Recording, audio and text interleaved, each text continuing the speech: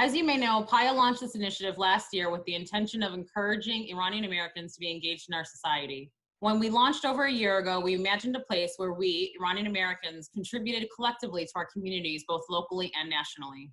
Due to the COVID-19 pandemic, PAAIA quickly shifted gears to hosting virtual platforms like today's to continue encouraging our community to be involved and engaged. If we use our collective voice and engage in collective action, we will have a significant impact on Iranian American priorities, which include equality and inclusion of Black and Afro-Iranians. We can also contribute to efforts focused on making America a more perfect union, which brings us to today's discussion. PAAIA's racial justice series includes challenging topics, but important ones to cover. If you missed part 1, hosted on July 1st, I strongly encourage you to go to paia.org for the recording. While many Iranian Americans may not feel there is a role to play in racial justice reform, today's panelists will discuss struggle for full inclusion into American society still exists and why you, as an Iranian American, should care. The series will also cover ways we should be engaged and how we can take each take an action and make steps towards change in our private and professional lives. It's my honor to introduce our moderator for this evening, Sherry Hakimi. Sherry is the executive director of genEquality, a nonprofit organization, on a mission to activate people to achieve gender equality. genEquality leverages behavioral insights to develop and implement nudges everywhere from corporate lobby spaces to high school hallways. In addition to her work in genEquality, in 2019, Sherry was appointed as a commissioner for the New York City Commission on Gender Equity. Sherry's professional work has spanned from the public, private, and nonprofit sectors on 5 continents. Outside of her gender equality work, Sherry is a term member at the Council on Foreign Relations, serves as a National Security Fellow at the Truman National Security Project, and chairs the annual Iranian Summit at Harvard. Her writing has been published in Fast Company, Defense News, and the Kennedy School Review, among others. Before I hand this off to our very talented moderator, I'm obligated to remind everyone to fill out their census. The deadline was extended. I just checked before we joined. It's still accepting applications, or still accepting submissions, and it only takes a few minutes. Please go to 2020census.gov. And remember to register to vote, and then actually vote in both your primary and general elections. I can't stress this enough. I tell you every time, change happens over time with many factors to impact real change, 2 of which are determined by census results every 10 years and who represents us in public office. It is your civic duty to participate in both of these events. I'll be back at the end of the discussion to remind you again, but you've heard enough from me. Let me hand it off to my dear friend, Sherry. Sherry? Thank you, Senator Janam, both for the kind introduction and for the excellent foundation that you set for this discussion. I am so honored to be here with this amazing roster and lineup of speakers. And I'm so proud to have PAAIA as an organization that leads the conversations that we need to be having in the Iranian American community at this inflection point for both our American society and our Iranian American community.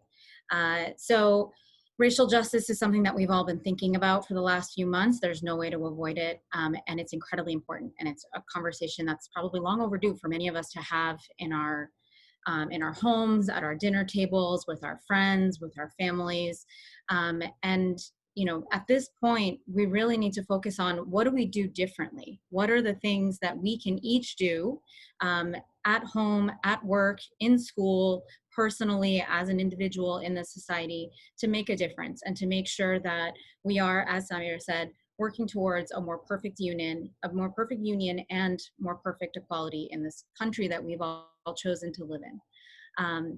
So that'll be the focus of our discussion tonight, not just in the context of the Iranian American community and our priorities and diversity and inclusion for us, but also thinking broader in terms of the Iranian American culture and how we think of people who don't necessarily look like us and how accepting and not judgmental we are within our own ranks. The Afro-Iranian community, it is a significant community in Iran, and yet we don't touch on that much. And I think many people have been surprised to learn that Iran does have a rich Afro-Iranian culture.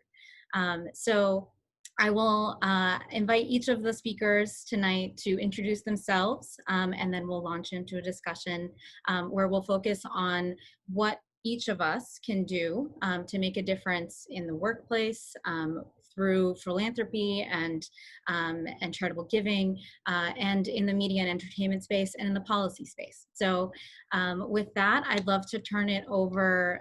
We'll go in alphabetical order by last name. So Maryam June, would love to have you introduce yourself. Thank you so much for having me. I'm going to build on Samira's commentary and say voting isn't a duty, it's actually a privilege. Then those of us who actually immigrated here know that better than anybody. So I heartily commend that we all use the privilege that we were given by being part of this society. So yes, I am the head of marketing at Nextdoor. I started at Nextdoor February 3rd, and prior to that, I had been CMO at Hyatt Hotels, and then before that in media at Gannett and NBC and Univision and a bunch of different places. So thank you so much for having me. Thank you, Maryam. Hedieh? Hi, everyone. My name is Hedieh Fakhriyazdi. I'm thrilled to be here with you all. Thank you so much for moderating, Sherry. I am the director of the Social Responsibility and Weil Foundation team at a large international law firm that's based in New York City, where I live with my husband. Social responsibility effectively means that my team is responsible for anything that touches the 501c3 nonprofit community, primarily in the United States, but to a certain extent also extends to charities outside of the US. So anything that has to do with board service, with charitable investments, to kind of volunteer engagement, to building significant public-private partnerships, that's the work that my team oversees. Prior to this, I was the associate director for the Global Diversity and Inclusion team, also at my firm. And prior to that, worked in diversity and inclusion and philanthropy in Bloomberg, and have a long history of working in the nonprofit community. So I've transcended both the D&I and philanthropy space, and thrilled to share about some of my experiences today. Absolutely. Last but certainly not least, Negin. Hi, everybody. I'm Negin Farsad. And unfortunately, I'm a comedian. And so I feel like, you know, the little, like mildly inadequate given the amount of talent we've seen on the panel so far. But I'm so honored to be here with you guys. And I do a lot of work on the, you know, in the area of social justice comedy. And like most Iranian comedians, I have a master's degree in African American studies and another one in public policy, because you need both of those to be a comedian. And so I did that, and I've been interested in these issues for a very long time. So I'm really excited to be talking about Thank you, Negin. Yeah, I think the expertise together, the combined expertise of this panel really gives a lot of credence to the ability of Iranian Americans to make a real difference in this space. Did you have any Iranian compatriots in your African American studies degree pursuit? Oh my gosh, guys, really surprisingly, I was the only Iranian American in my entire graduate program. So what? Very surprising, but anyways, Great there segue. it is. So, you know, for each of us, obviously outside of Negin, who actually academically pursued this topic, we each have different connections to the world of diversity and inclusion, and we each have different reasons for being passionate about this topic. So Hedieh June, I know, you know, you focus on this in your day job, and you also, you know, like I think personally have a great deal of passion for this. Same with you, Maryam June. Would love for each of you to speak to like what drives you to try to work on these types of issues, and particularly to focus on racial injustice and diversity and inclusion in your everyday work, and also, you know, what brought you to this panel? I'll kick it off with Maryam June. Sorry, I thought you were going to have Hedieh go first. So sorry. And so I'm going to say, Negin, I'm nowhere near as funny as you. Can't hold a candle. So let's just be honest about that. So for me, I mean, I guess, you know, we moved to the States from Iran in like 1980, right in the midst of the hostage crisis. And we were quite fortunate in the sense that we were kids who moved here and didn't have an accent, but I mean, you were still Iranian in a time where that wasn't exactly a popular thing. And we actually moved to a suburb of San Francisco that was like very white. I didn't actually think about that at the time, but later I would meet people from Berkeley and they would say to me, oh, you came from White Town. So that was always kind of a fascinating experience growing up. And so really the way forward was to matriculate and be like everybody else. And then fast forward, I ended up working, my first CMO job was at Univision. So I always joke that all good Iranians should work in the land of Spanish language television. And I think it was really kind of an amazing experience because it was like working abroad, but domestically. And while my experience wasn't that of being a Hispanic American, being an immigrant was similar, and culturally there are similarities. And at that time, the power of the Hispanic market, which was obvious if you looked at the census, was not something that was understood by corporate America. So, you know, in the translation of telling that story, you began to realize sometimes as an outsider, you see things more clearly than people who are within the society. And so you had this ability to actually explain, and frankly, it was a privilege to be able to explain the power of the Hispanic market. And I always thought, you know, some groups were much better at actually getting a seat at the table and making sure that they had a voice at the table than we were as Iranian Americans. And I think, you know, as you sort of go through life, you have to realize the privilege that you have and the fact that you stand on the shoulders of those who came before you. And so it is your, I would say, your privilege and really your duty to actually speak up and champion them. And so there's many ways that you now describe yourself. I would say in the last few years, I've been to events where you have to pick these cards that are like identifiers, and I find myself picking up the card of like women, immigrant, like, you know, there's just so many monikers that that labels that you now actually take on, because I feel like it's your responsibility to be the voice of pretty much everybody who you can. And so I think it just matters because as a culture, I don't think we're very good at doing that. And I actually think that it's really the pathway forward. Absolutely. Absolutely. Hedieh. Thank you. I think similarly to Maryam, you know, my path to how it is that I do the work that I do is a very natural one for me. I'm pretty typical in the sense that I have a very similar Iranian American experience to any of my other Iranian American brothers and sisters, in the sense that I was born in the United States to immigrant parents who had fled the Iranian Revolution to come to the US as teenagers, actually. My parents were very young then and are pretty young now. I think the only distinction between my family and many other Iranian families that were leaving the country around the time of the revolution is that my family is Baha'i. And so there was that added layer of the religious persecution and what led my family to come to the US, and ultimately kind of, you know, pulling themselves up from their bootstraps, having not been able to bring anything with them, leaving everything behind and kind of starting from scratch. And so we are a product of that. And so I am very, very appreciative to the difficulties that my family endured as a result of that really difficult journey. And I'm very privileged to be the product of, you know, an Iranian family that happened to be Baha'i that left Iran because their children at some point in the future would not be able to pursue higher education. And today, to say that not only I got my undergraduate degree in this country, I got my graduate degree, and I'm an adjunct professor at NYU, just gives me chills, because that to me is a huge testament to what my parents had to go through, but also I'm able to do something that my Baha'i brothers and sisters in Iran can't, and many other communities that have a similar story in other communities. So I think for me, what brings me to the philanthropy and the diversity and inclusion space is just the fundamental passion at the core for human rights and for social justice. It's a part of my family's history. It's a part of our entire culture's history,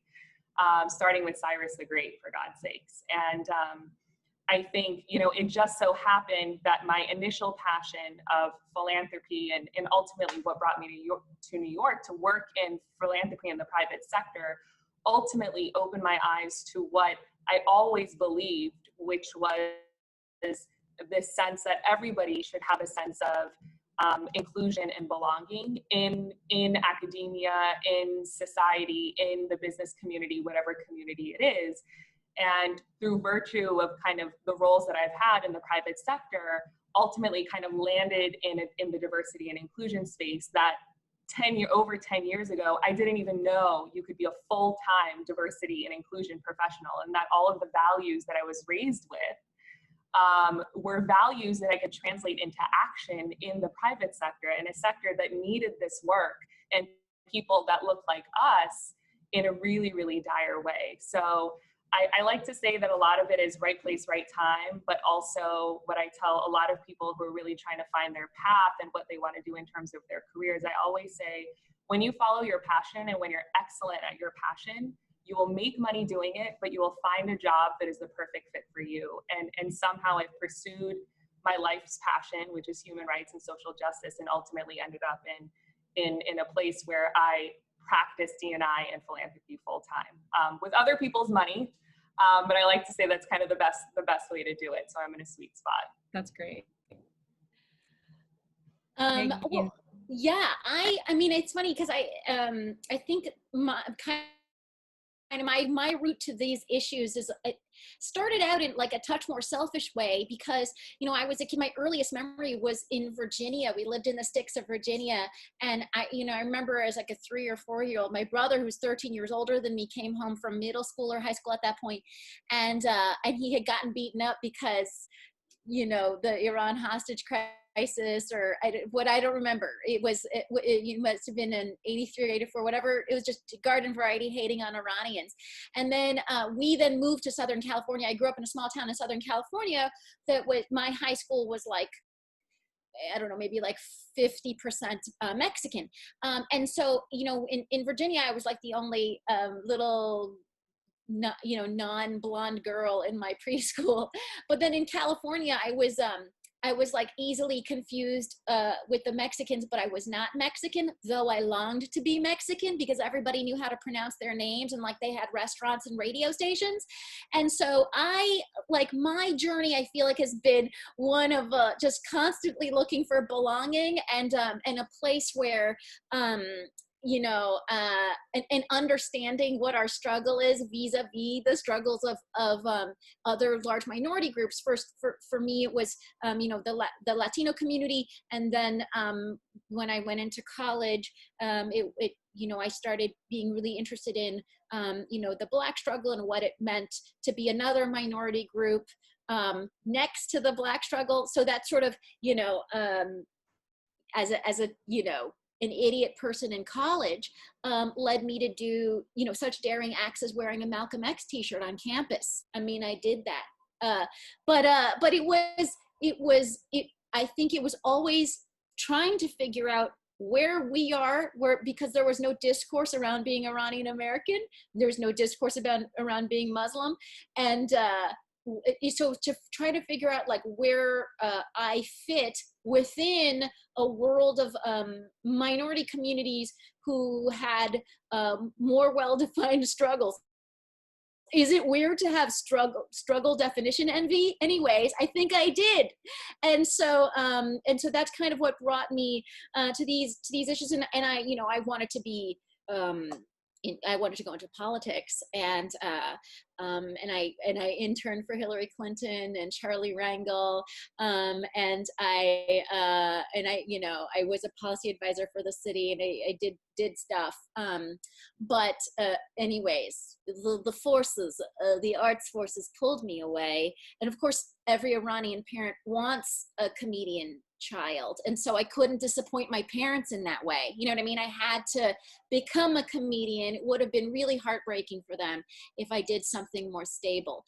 So I tried to merge my interests with social justice, all the stuff that I've been doing in public policy, with my comedy, kind of on the side, and then on a daily basis, trying to be a voice in a writer's room that's like, well, how about we not call them terrorists or whatever, so I feel like I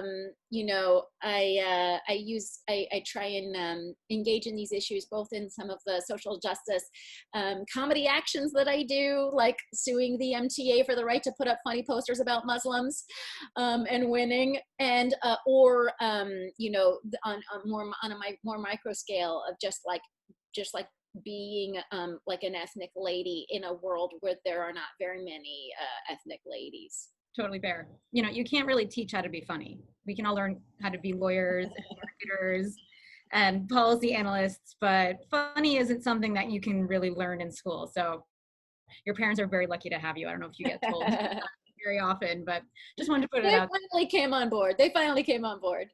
Yeah. And I've seen your routine about, you know, your husband and your parents, you know, going from being like what Yeah, to yeah. Black Lives Matter, kind of put it. Yeah, So I think, you know, and maybe that's something we'll talk about, but like, I feel like I've seen a wokeness trajectory in that generation.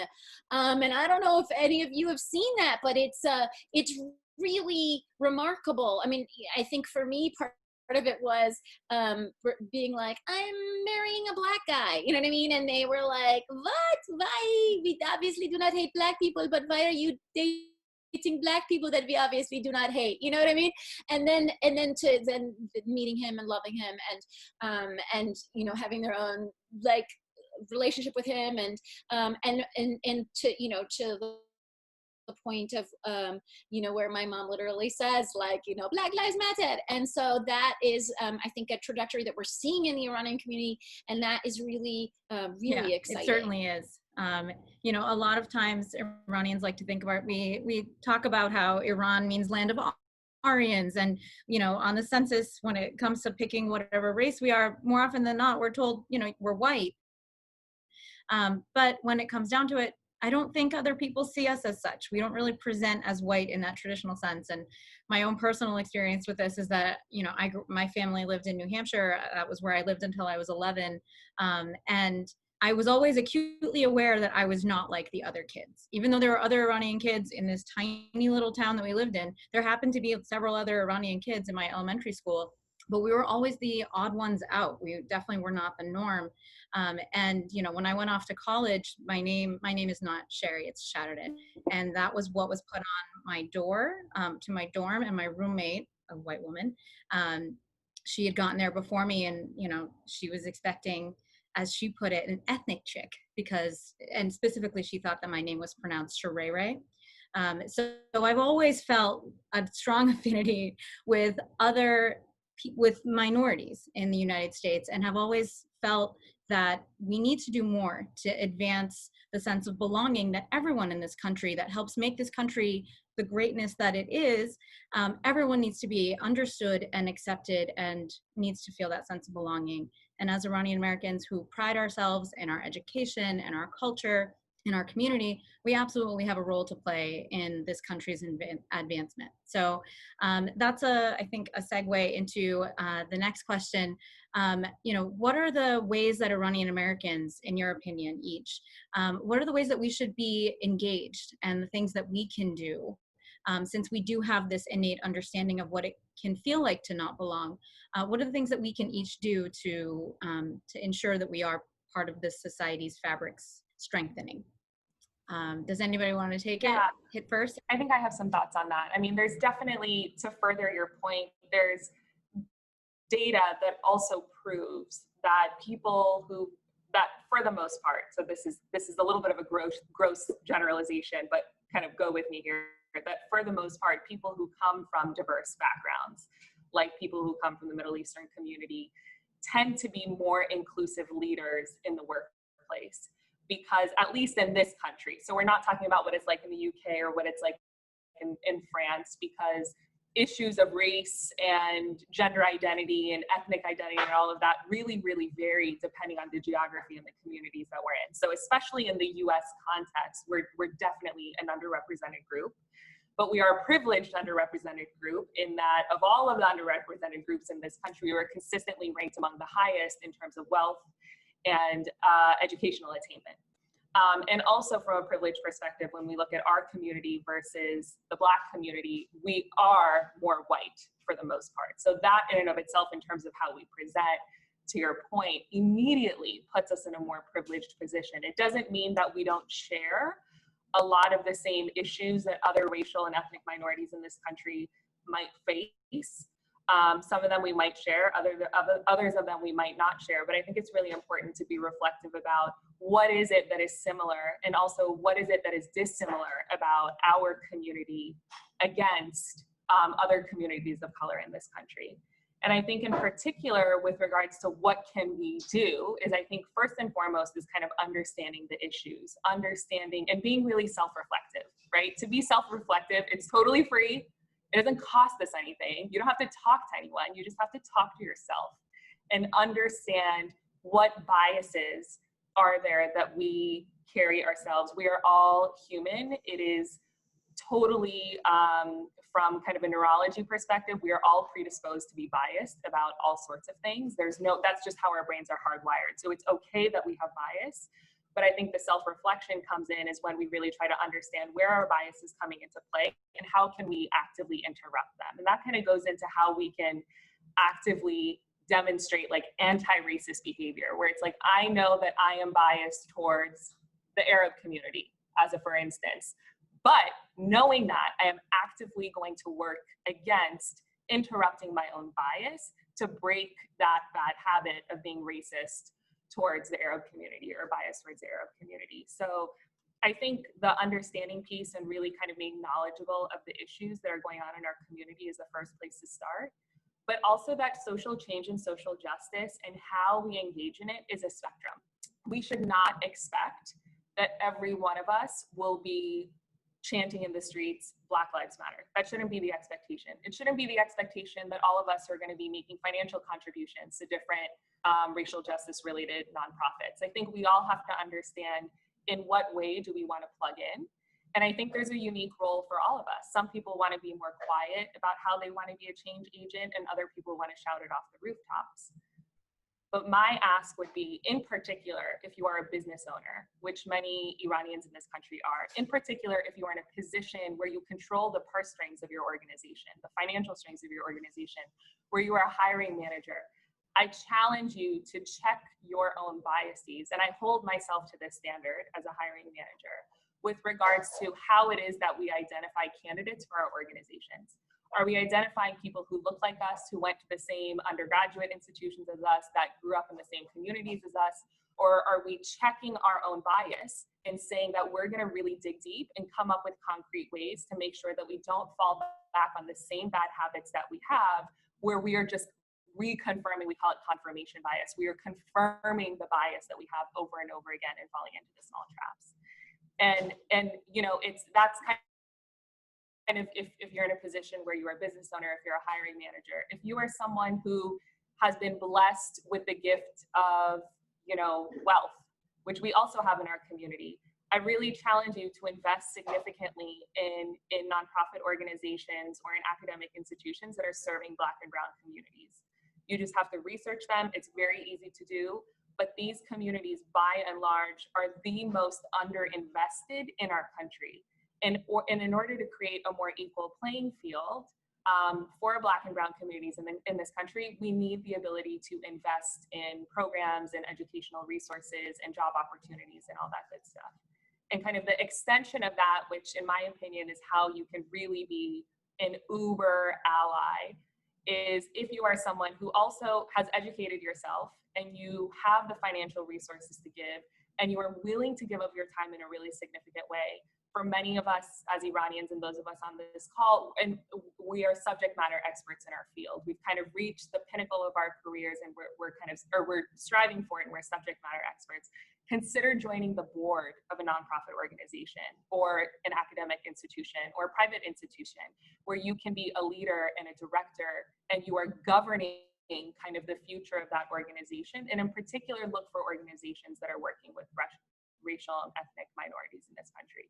Those are just some examples. I think if you're a stay-at-home mom, teach your children how to be anti-racist. You know, everyone in their own lane and in their own capacity can model this behavior, and no kind of action is too small or too large. Absolutely. Anti-racism is really, it's a spectrum, right? Like there's, I think the realization that we're coming to is that there's really not such thing as a racist person. There are racist beliefs and behaviors. And if someone has a tendency to exhibit those specific racist beliefs and behaviors, then that's what the problem is, not necessarily that the person is the problem. So I think those points are excellent. Maryam, would you like to take it next? Yeah, I mean, I think, you know, it's a little bit about Iranians are good at education. So like educate yourself, right?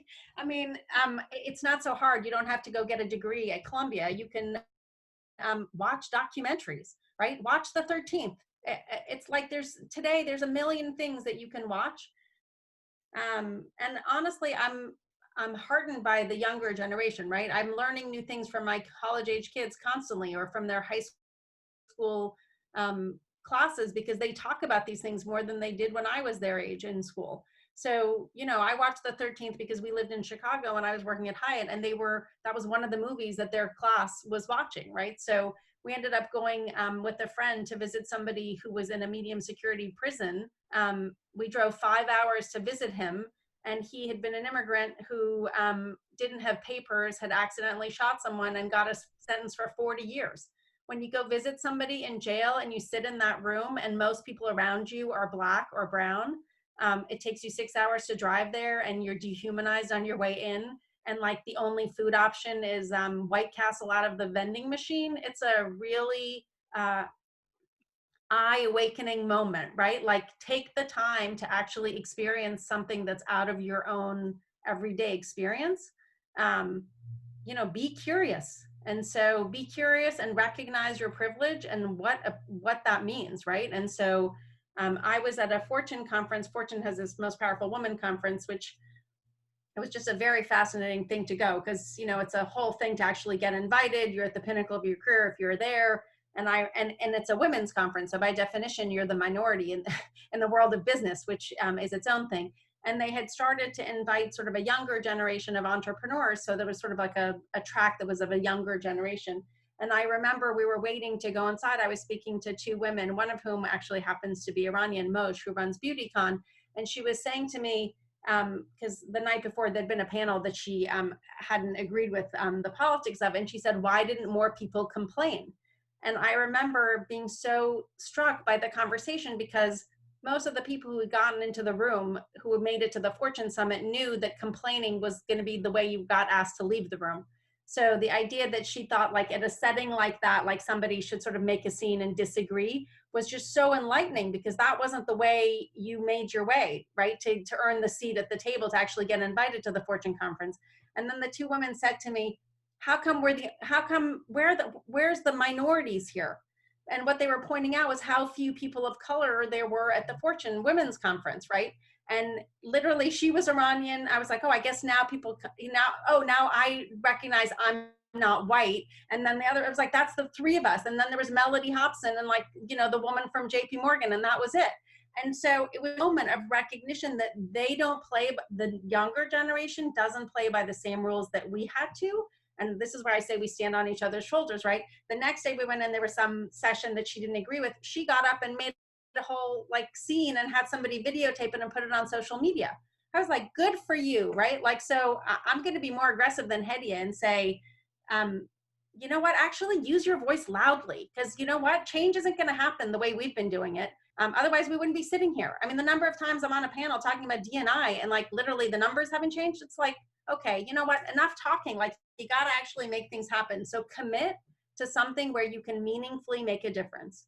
But start with things like watching documentaries. Watch Negin's. The first time I met Negin, she told me about a documentary she made called The Muslims Are Coming. It is incredibly hysterical. You know, like, educate yourself and then use your voice. Like, use your voice to speak up for other people, right? When somebody calls something out, don't be afraid to live in the uncomfortable and say, that's not an acceptable thing to say. Or don't interrupt her, which, you know, we all know men do that to women all the time in meetings. Read the books, White Fragility. I mean, there's just so many of them, right? Find a way to get educated and then be willing to do something about it. I say action plus empathy plus action equals care, right? Just empathizing isn't enough. You have to empathize and be willing to act on it, because that's how change is really going to happen. Absolutely. I like that. I'm like the militant and between the no, four of us I think here. you're right. I think that there's a fine line though, right? The thing that we also have to keep in mind is when a white man or white woman shouts off the rooftops, they're being assertive. When a woman of color shouts off the rooftops, we're being aggressive, or we're being the B word. So, and that's not necessarily a bad thing, because sometimes in order to bring about radical change, we have to do that stuff. But I think there are times and there are spaces. I was watching a webinar where a woman of color was going toe to toe with the superintendent of Fairfax County Public Schools in Northern Virginia. I'm also a product of that public school system. I'm from Virginia as well. And she was a woman of color. The superintendent was a white man. And she was going after him. And on the one hand, I was so proud of her. And on the other hand, I was like, she lost the battle. She lost all of her credibility in that conversation. She might have lit a light bulb for that individual, but in the politics of how you get people to come over to your side, there are times where we need to be shouting off the rooftops, and there are other times where we have to be more strategic and a little bit more sneaky about how we win over those hearts and minds. And I think sometimes when we talk about being transformational or being radical, that doesn't always necessarily mean that we have to be in the protest. Oh, but so I'm going to say to you, Hedieh, I mean, we come from a culture where everybody has so much power, so I'm hardly thinking Iranians are going to be that radical. So, you know, if you give them slight parking in the land where we live in so much formality, like we're basically going to, you know, just get right to that edge. Fair enough. Well said. And the other thing like, remember who we're talking about. Let's all absolutely our own culture, like where we barely actually like say what we mean. Absolutely. But you guys understand what I mean is that when you are the woman of color and you're in the board meeting and you're like, wait a minute, there's a different perception when that message is coming from us versus when it's coming from everyone else. So it's a cautionary. Yes, absolutely. And that point I think is very well taken. The one thing I will add is that this panel skews female, entirely female, but Iranian men don't necessarily face that same hurdle. They might in some scenarios where, you know, it's in a hierarchy of men, there might be, you know, some sort of power dynamics, but at least there isn't that sort of gender issue. So if anything, I would say Iranian men, please step up even more, because you have one less hurdle that you have to jump over in the work of racial justice. So the thing that I keep thinking of, Maryam, when you speak about, you know, we have to step up and we have to speak up for others.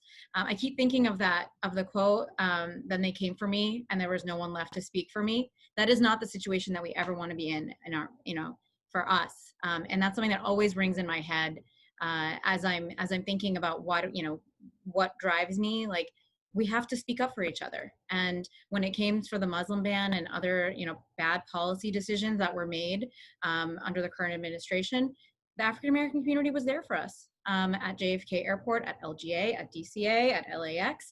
It was not an entirely white turnout. It was a mixed turnout. And we have to be there for the rest of our fellow Americans as we think about, you know, strengthening our American society. Negin, I realize that we didn't get to you. You know, I think Hedieh and Maryam are both absolutely right in their various levels of radicalism.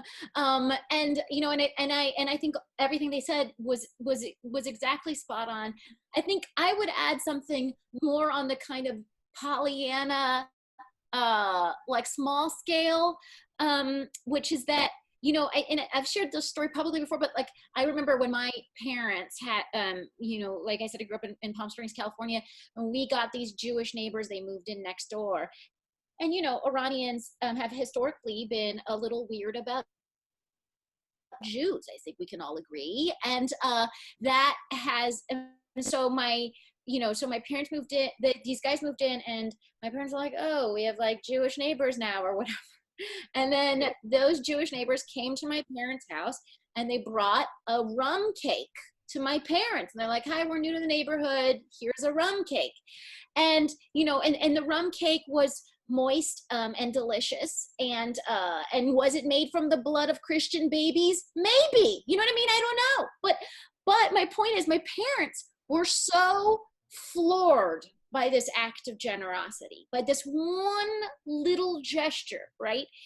That they invited them over for a tea, of course, and then, you know, a week later they're going out to dinner, and then 3 weeks after that they're like planning trips together, and now they're lifelong friends. And I remember like a couple weeks in, my mom calls me, and I'm in college at that point, and she says, did you know that Jewish family is just like Iranian family?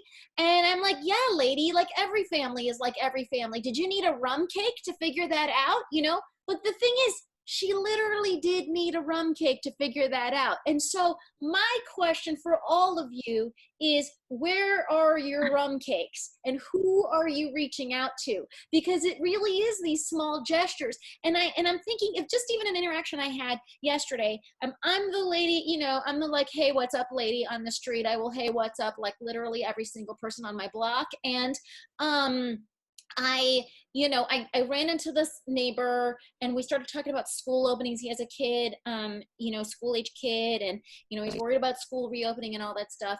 And then at some point the discussion came over to vaccines and, you know, when we might be able to look forward to vaccines. And he said, well, you know, I heard the vaccines are going to be dangerous, so I'm not going to take it. And this is this is a thing, right, that's bubbling up, like this weird conversation that like not to trust vaccines, and it's like we don't have to deal with it right this second, but it's bubbling up. And I said to him, you know, and this is a man who did not come from the same resources that I have come from, does not have the same educational background that I have, is in every way not had the same opportunities, and is maybe more susceptible to that kind of information. And I said to him, listen, I come from a family of doctors, and I really believe in medical science, and I promise you this vaccine is going to be safe, and I'm going to take this vaccine. And he said to me, I trust you, and so if you take it, I'll take it. And that, it was a little moment of just me in this like Latino doodles in my neighborhood, and I'm making myself out to be real cool in this story. But my point is not that. My point is that every day is an opportunity for you to make a small gesture and to bring someone into your life. And does it cause social anxiety? Absolutely. Does it make you sometimes feel dumb and weird and your palms sweaty? Yes. But what people want and what they crave is to know who you are. And by knowing you, they're gonna have their life is going to be better. Maybe this guy's going to take the vaccine because we had some dumb conversation about it, right? And so that's I think at the very base of a lot of this stuff is a lack of a spirit of community and a lack of outreach to our neighbors. And that's one of the things that I think would really help so many of the racial conflicts that we see. 100%. And that's such a beautiful segue to my next question, specifically to Maryam June. So Maryam, Nextdoor obviously is it's a technology organization. It's a tech startup that focuses on connecting neighbors. And, you know, in your role at Nextdoor now, I can't imagine that the issues of diversity and racial injustice are not coming up. We'd love to hear about, you know, what you're seeing and how Nextdoor is addressing, you know, the current state that we're in. So it's been fascinating. I started at Nextdoor February 3rd, 3 weeks before the pandemic. And so, you know, so Nextdoor was basically created based on this very idea, right? It was created because somebody read an article that Charles Blow wrote that was basically citing a Pew study that said 28% of Americans didn't know a single one of their neighbors. And so as we'd become more connected through technology, we'd become more disconnected. And then there was this famous book called Bowling Alone that talked about how as societies became more evolved, they became more disconnected, right? Like suburbia, where you're actually further and further away from the person who lives next to you. And that social isolation, actually, people talk about it as weak links. Academics, they say it's caused much more unhappiness, right? So the data shows that if you're connected to what they call weak links, which is like if you know the name of the guy at Joe's coffee shop and you know like 6 or 7 people like that, not like your best friends, but like sort of the people within your immediate vicinity, it actually raises your level of happiness. And there's lots of data that just says it's just better for you on all kinds of metrics, right? So it was really created as a technology to leverage technology to actually like go from offline to online, right? To connect you using technology, but to get you to actually meet your physical neighbors. So in times of pandemic, guess what? The person who's going to be able to help you is probably the person closest to you. And before me, they'd seen this in like hurricanes where FEMA couldn't get to you and people were literally posting on Nextdoor saying like, I'm on my roof, can somebody help me? And like a neighbor would be in a canoe, be like, I'll come get you before somebody else could, right?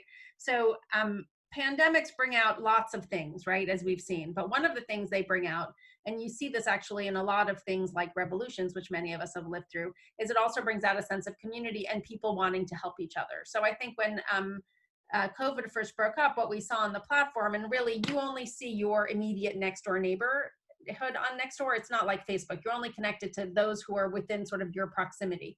And you don't get to friend and unfriend your neighbor. So you're actually seeing your neighbors good, bad, and whatever, right? Like what we love about our neighborhood is like the kooky guy, the person we love, the person we don't like. That's what you see. And you don't get to friend and unfriend them. So you're not sort of in a bubble. You're actually like within like what you choose to live in. And so immediately what you saw was like the need to get people trusted information. And then immediately people turned pretty quickly by the second week to how can I help? Like I'm able bodies, can I run groceries for you? I'm able bodies, like I know you don't have somebody to watch your kids, right? So like immediately people turn to help each other. And that was really kind of astounding. For me, as somebody who grew up in revolution, I inherently sort of believed that you actually had to care and make a difference, right? So when I moved to Chelsea 20 years ago, I joined my neighborhood block association, and I actually joined like as the block secretary. I was like significantly younger than anybody else on the block association, but I inherently believed in like getting involved. I thought like that was something you had to do. So I've always sort of like, I sort of like that. I like sort of that connective tissue. And so what you're seeing on Nextdoor is a microcosm of what you see in your neighborhood. My husband said to me the other day, you might not have thought that conservatives lived in Chelsea. And now you know, because, you know, on Nextdoor, like you're seeing all kinds of things show up. And I just think that's so funny because, I don't know, as somebody who was always an outsider, you always sort of knew it. There was all kinds of people. But, you know, he's American. So he didn't really have that. I mean, he was born here. So I think, you know, what you're seeing is, you know, all kinds of things, right? As communities experience different things. And by the way, there's a high level of anxiety that's happening, right? Mental illness and mental issues are at an all-time high because there's incredible anxiety that's coming along with COVID, and it's endless. There's sort of no end in sight, although, you know, Negin, I'll be hopeful when the vaccine shows up and we can all take it. And so I think you're seeing all kinds of things. What gives me hope is when I see stories where somebody says, you know, there was a neighbor out of Nashville who didn't feel safe. Sean didn't feel safe about walking home after all the Black Lives Matter stuff that started breaking out. And he didn't really trust Nextdoor, but he really was not feeling safe. And really the only idea he had was to go on Nextdoor. And so he posted on Nextdoor that he didn't feel safe walking home. And literally 50 people showed up to walk him home, right? So there is those kinds of stories. I mean, there's all kinds of stories, as one would imagine, but there are those kinds of stories. And the stories that give me hope are the stories where, you know, somebody sort of now had a recognition that they're living in the South in like sort of a condo complex, and the condo complex has a name of something plantation. And before Black Lives Matter, they didn't think twice about the fact that their you know, homeowners association was basically tied to, you know, like systemic racism. And so that conversation ends up surfacing on Nextdoor. And initially the conversations are like, why are you bringing this up? You're ruining our peace. Like it was peaceful before you mentioned this. But then over time, what happens is people actually come offline and meet, and sort of to Negin's point, they basically recognize each other as human beings and begin to find a pathway forward, right?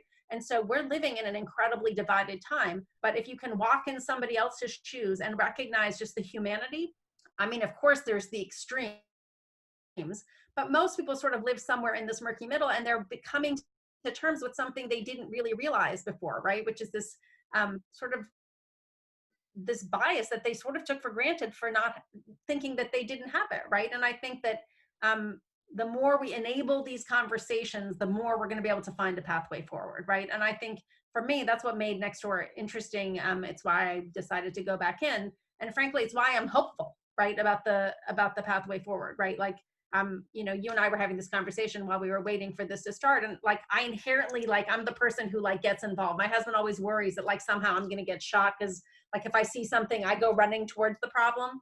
But I think that's just the only way, right? And so so anyway, yes, the good news is I think everybody should do what Negin does, and frankly, it can be as just being as friendly as waving to your neighbor literally changes somebody's day, right? So it can be as small as that to actually getting more involved. Hedieh, you talked about how, you know, how your organization focuses on doing trainings and actually investing in different avenues to actually change outcomes.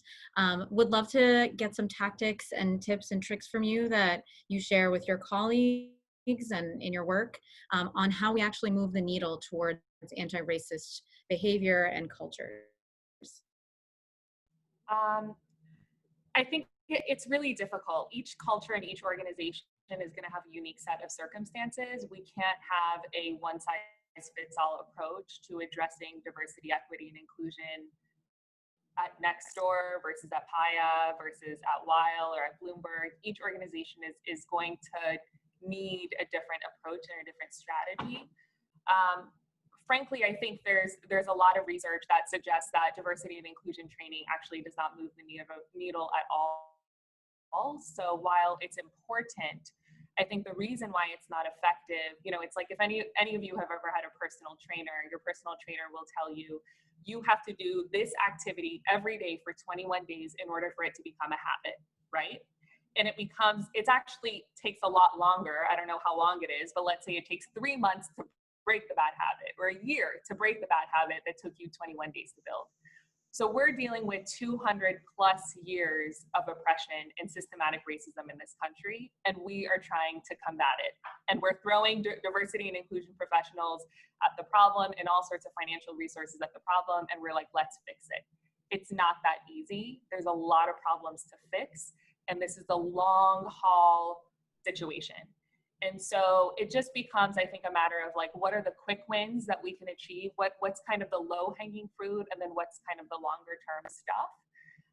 Diversity training can be one way to approach it, and it's really, really important. I think oftentimes I see it. It's the first time that people's light bulb goes off and these issues resonate with them, but it's not effective and it doesn't change behavior unless if it becomes habitual, where people are practicing anti-racist behavior, or how to be an upstander, or how to be an ally for a community that's different than their own.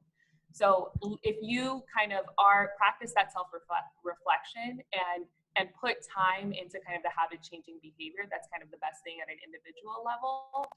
I think at an organizational level, especially in the legal industry, law firms in the United States and the legal space is the least diverse white-collar profession in the US.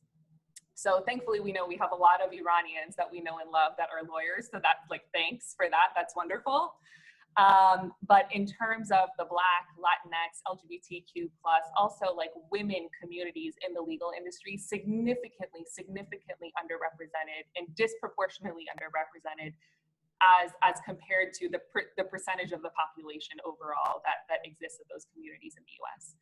So there's a lot of work that happens, I think, behind the scenes, where people like myself and other amazing colleagues on our recruiting teams, on the HR teams, are having almost daily conversations and or holding the hands of senior business leaders who are in positions to move the needle, in particular around how we recruit, retain, and advance these groups. And let's say we're talking about Black and brown communities into the senior leadership ranks of our organization. So when we know that people of diverse backgrounds tend to be more inclusive leaders, that is one really key way of making our organizations more inclusive overall, is by making sure that we are building a bench of future leaders that can grow into these senior leadership positions in our organizations. But in order to do that, we have to be doing a lot of heavy lifting and a lot of significant work upfront at the beginning of that employee life cycle to make sure that we have a really, really solid diversity recruiting strategy.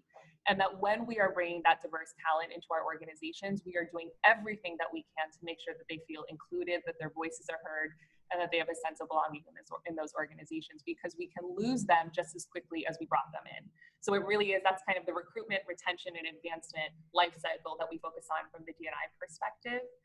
But I think really what makes me the most proud is that I work at a firm where we really keep our finger on the pulse of, obviously not just what's going on internally, that's important to us from a business perspective, but from a human perspective. Right now, we have a pandemic layered on top of racial justice tensions, and a pandemic that is also disproportionately impacting Black and Latinx communities.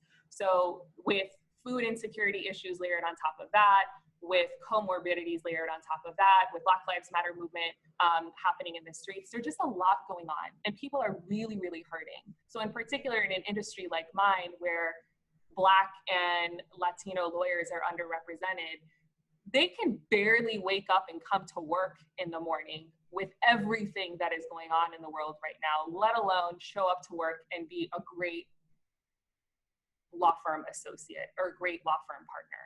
So it's our job as their allies, whether it be an ally as their colleague or an ally as the diversity professional or the philanthropy professional, to really have my finger on the pulse of the issues and really try to understand how are these issues that are happening in the world out there impacting our people in the organization when they have to show up to work, because there is no divide. People bring those issues with them to work. And so we have to do a good job from like the HR perspective of the organization to kind of allow space for people to grieve, allow space for people to take time off if they need time off, allow people to be maybe a little bit less productive at work because George Floyd was just murdered in broad daylight and it's all over television and I'm a Black associate at a law firm where I'm underrepresented and life is hard for me. And so I think that kind of work, very similar to kind of the community building work that Negin was talking about, also translates to our workplaces. And I think that's really what makes me really proud is the compassionate leadership that I see modeled at my firm and at many, many other companies, sounds like at Maryam's as well. And that is needed as a part of the overall diversity and inclusion equation and strategy. Absolutely. And I totally resonate with the fact that every organization is different, it's unique, and there's no one size fits all solution at all in advancing diversity and inclusion work. One thing that we often talk about at genEquality in our, we primarily work with companies and schools, mostly high schools and colleges. And we talk a lot about the power of humor in being a very powerful communications tool and conveying not just values and sensibilities and, foundational culture, but also stereotypes and prejudices and biases. And, more often than not, people get made fun of, and that's what's making people laugh. And, we often say humor can elevate or it can devastate. And Negin, you have really used comedy, you've used humor as a way to elevate, not to devastate. And I'd love to hear your thoughts on, as we're sort of moving away from this idea of a colorblind society, which frankly was never a thing, how can comedy in the comedy realm, which is so deeply needed at this moment, how can that be a platform for change, and how are you specifically thinking about it in this day? First of all, excellent question. But I want to say, Hedieh, when you were talking about, being a good ally, and giving people a minute to have a break because they might need it. I was saying the other day to my husband, I was like, oh, this pandemic is exhausting.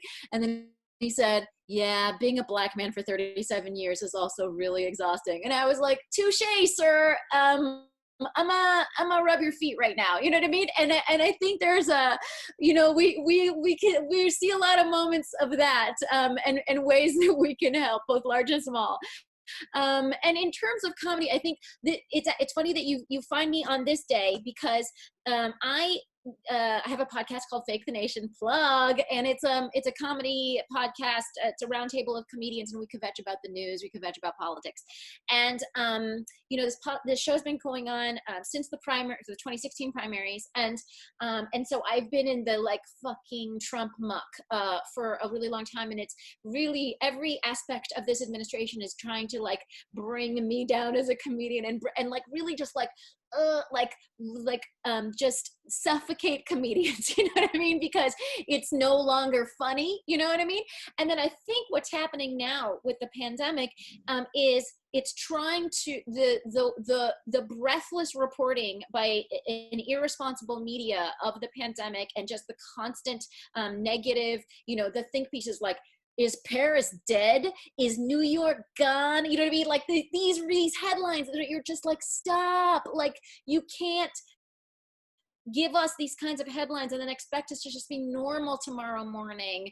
And so I, you know, decided in yesterday's show that just dropped today that I'm done. What my job is now as a comedian is optimism, and I'm only doing optimism.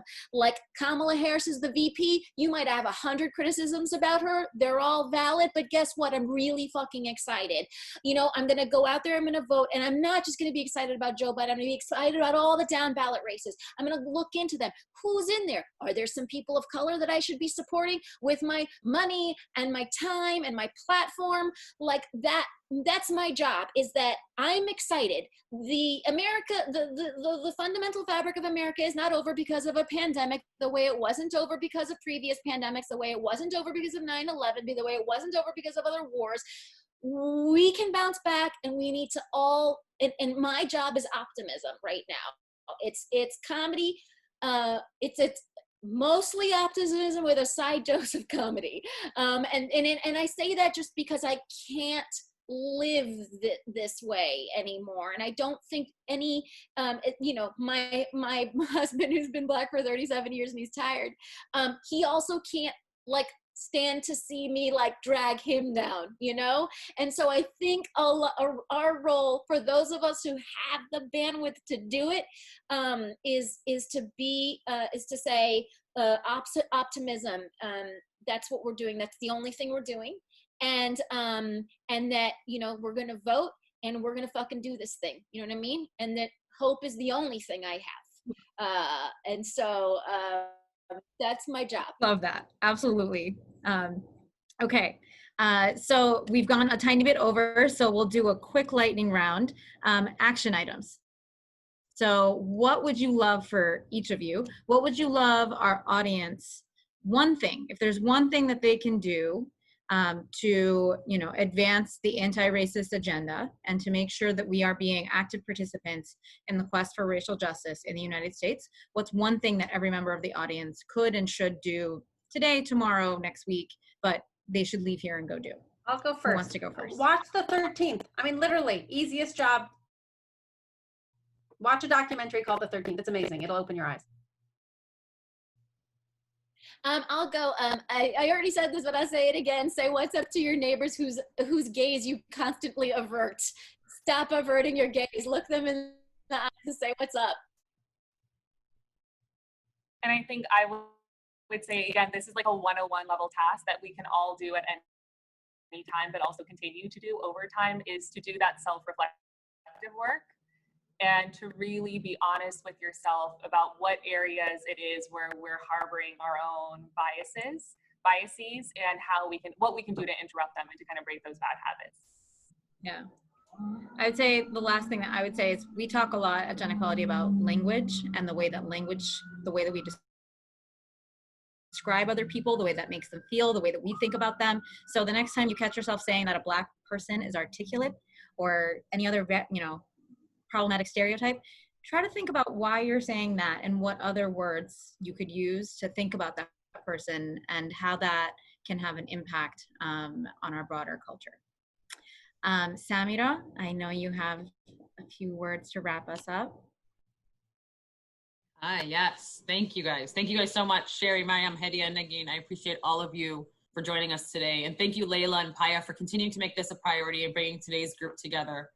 While the topic is being covered less in the media each day, I hope we can continue to keep this discussion going on in our own lives and at home and at work, because we must all do better if we want to see actual change. As I promised, I'm here to remind you all to fill out your 2020 census if you have not done so yet. Go to 2020census.gov as soon as this panel ends and fill out the very short questionnaire. The census results dictate the amount of federal funds that go to your community and determines how many members of House of Representatives go to your state, among so many other things. Also, if you don't know, PAAIA launched their GOTV campaign. I encourage all of you to go to iavote.org for voting information or text IAVOTE to 52886. Again, that's 52886. If you have not registered to vote yet, please do it as soon as you can. That's my one thing that I'd really ask all of you to do today. Get your family members and friends to register to vote, and if you have a need and your state permits it, please make sure to request your mail-in ballot before it's too late. There are deadlines for that as well. Plan to early vote where you can. I know I sound like a broken record. If you've heard me before, you know that I say this all the time, but your vote does matter. Every single person's vote does matter. As a former campaigner, I can assure you lots of local elections are determined by a handful or maybe even 100 or so votes. So please, please, please vote. Not just for the presidential elections, but for your local elections too. As Negin pointed out, look down the ballot. Judges, commissioners, school boards, sheriff, the list goes on, and they all impact our day-to-day lives. Change takes time, but we all need to do some work and be engaged. Thank you so much for joining us, and good night. Thank you.